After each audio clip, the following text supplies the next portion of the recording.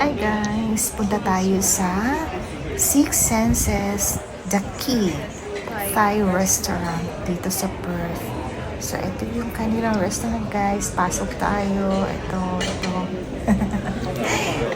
Kailangan natin mabilis kasi may mga tao. At saka ayaw natin sila makapture. Ayan, dyan yung kanilang kusina. Ito naman yung bar. Ito naman kanilang restroom. Ayan guys, malinis naman yung kanilang restroom guys. Ayan, kompleto yan. Ladies, tsaka meron din for disabled. So, ayan na nga guys. Tingnan nyo, ang ganda ng kanilang restroom. Malinis. Hindi naman super ganda. Pero at least, kahit pa paano, malinis siya guys. O, diba? Kailangan natin lumabas. And, tignan natin yung sa labas guys. And meron sila dito yung mga binibenta nila. Tapos yung bar. That's it. Tapos yung dyan yung mga ayun yung kitchen nila guys. And dahil nga talagang na-amaze ako dun sa kanilang preparation, talagang kinausap ko dyan yung kanilang chef. And then ito yung kanilang menu. Sige po, hanap tayo. And nakalimutan ko kung ano yung aming in-order. Pero ang hindi ko makalimutang order ay ang Tom Yum guys. Dahil yan yung aking favorite.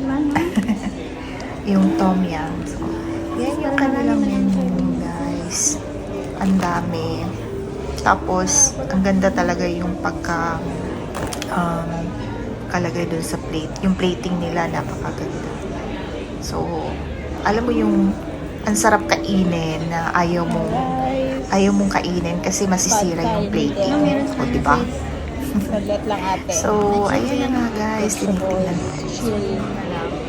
We ask.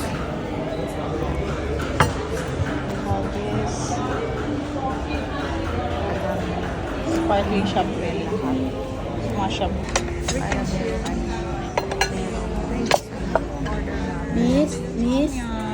Miss.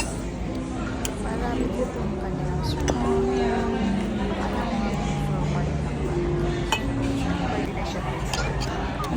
What about food or drink? Hindi naman kasi mo masyado. Kasi ito kahit ang dami. Yeah, that's for the soup. Kuha nila yung for the soup. Siyempre naman. Yeah, this is Fine. Yeah, Yung chef. Kaya masarap talaga.